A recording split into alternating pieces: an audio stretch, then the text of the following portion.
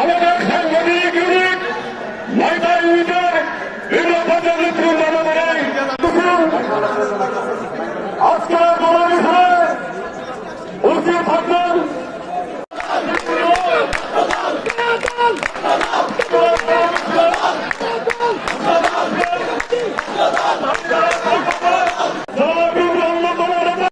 নিরপেক্ষ নির্দলীয় তত্ত্বাবধায়ক সরকারের অধীনে নির্বাচন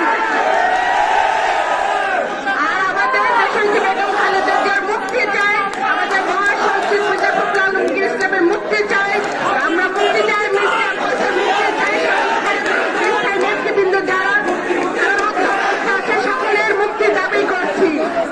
সংগ্রামী ভাই ও বোনেরা, আজকে আমরা যে অবস্থায় দাঁড়িয়ে আছি এখন বক্তব্য দেওয়ার সময় না, এখন হলো মাঠে কাজ করার সময়, আন্দোলনের সময়, সংগ্রামের সময়।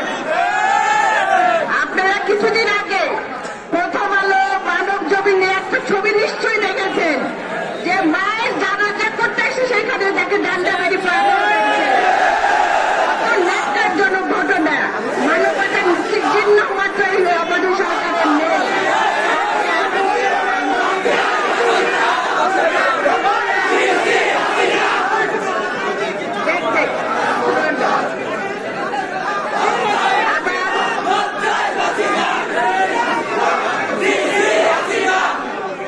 এই যে ডান্ডা বেরি, এই ডান্ডা বেরি কিন্তু আপনারা চিন্তা করবেন এটা একটা প্রতীক, কিন্তু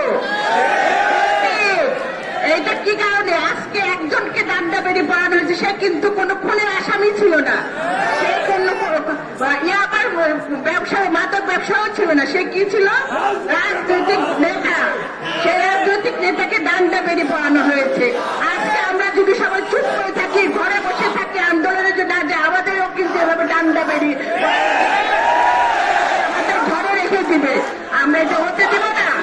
আমার সংগ্রামী ভাইরা সবাইকে রুখে দাঁড়াতে হবে, সরকারের বিরুদ্ধে রুখে দাঁড়াতে হবে।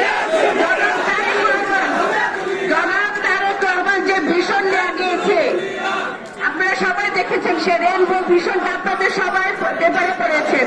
আপনারা দেখেন কত গঠনমূলক, কত বরিষ্ঠ একটা নেতৃত্ব আমাদের সামনে আসছে, আর সেই সম্পর্কে আমাদের সবাইকে পূরণ করতে হবে। আমি গণমিছিলে আমার ভাইরা বোনেরা এখানে যারা আছেন, এই গণমিছিল কিন্তু আজকে প্রথম শুরু হলো। এই যাত্রা আমরা মানিকগঞ্জ থেকে শুরু করলাম, জানি না এটা কত দূর যাবে, কিন্তু আমাদের এই যাত্রাতে যেন কোনো বিরতি না পড়ে, আমরা যে যাত্রা শুরু করেছি সেটা কিন্তু ধারাবাহিকতার সাথে সবাইকে ধরে রাখতে হবে, সবাইকে মনে সাহস রাখতে হবে, শক্তি সঞ্চয় করতে হবে, যে কোনো বাধা বিপত্তি আসলে আমরা সবার জন্য ঐক্যবদ্ধভাবে কাজ করতে পারি। বিজয় আমাদের হবেই, আমরা এইভাবে রুখে দাঁড়াবো আগামী জন্য।